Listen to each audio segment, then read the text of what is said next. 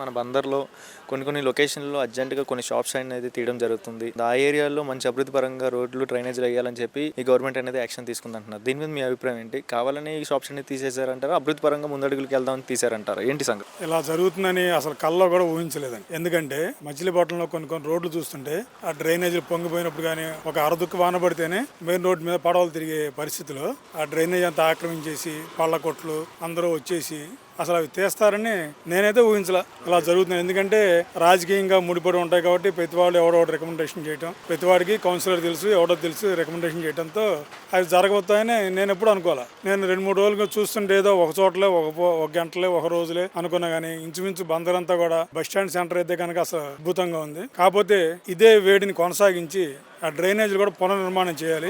ఈ వేడిని తగ్గిస్తే కనుక మళ్ళీ పడగొట్టేస్తే కనుక మళ్ళీ తిరిగి వాళ్ళు అక్కడే షాపులు నిర్మించుకోవడం 4-5 రోజులైన తర్వాత జరుగుతుంటుంది. ఎందుకంటే దీని మీద గవర్నమెంట్ కూడా కొద్దిగా మున్సిపాలిటీ కానీ అంతకుముందు ఎందుకంటే అదేదో ఒక స్కీమ్ వచ్చింది లాస్ట్ గవర్నమెంట్ లో కొన్ని కోట్ల రూపాయల డబ్బులు వచ్చినాయి డ్రైనేజ్ డెవలప్మెంట్ కోసం. అది మధ్యలో ఆగిపోయింది గవర్నమెంట్ వచ్చింది. 5 years లో అభివృద్ధి పరంగా డ్రైనేజ్ కి చాలా అమౌంట్ అనేది వచ్చింది అంటున్నారు. అభివృద్ధి పరంగా ఏం కనపడలేదా గత 5 సంవత్సరాల్లో వైసీపీ ప్రభుత్వం? డ్రైనేజ్ అసలు అది ఆ స్కీమ్ పేరు అది ఉంది, నాకు ఐడియా రావట్లేదు. ఆ స్కీమ్ లో వచ్చిన డబ్బులు కూడా ఎందుకంటే డ్రైనేజ్ కూడా సగం కట్టి ఆపేశారు. మన జిల్లా కోర్టులో కానీ సగం కొన్ని డ్రైనేజీలు అసంపూర్తిగా ఉండిపోయినాయి.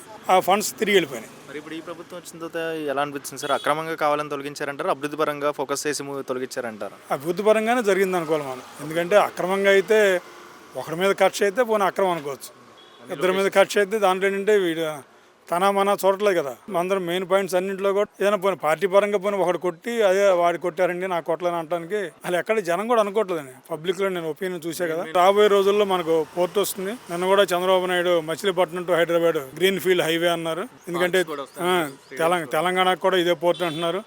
అలాగే బాలశౌరి గారు కూడా ఈ పోర్ట్ దగ్గర నుంచి హైవే కూడా ఉన్న రోడ్డును కూడా నేషనల్ హైవేలో కలపమంటున్నారు. ఉన్న 4 కిలోమీటర్లు కూడా నేషనల్ హైవేలో కలపమంటున్నారు. ఇవన్నీ కూడా డెవలప్మెంట్కి బాగుంటాయి.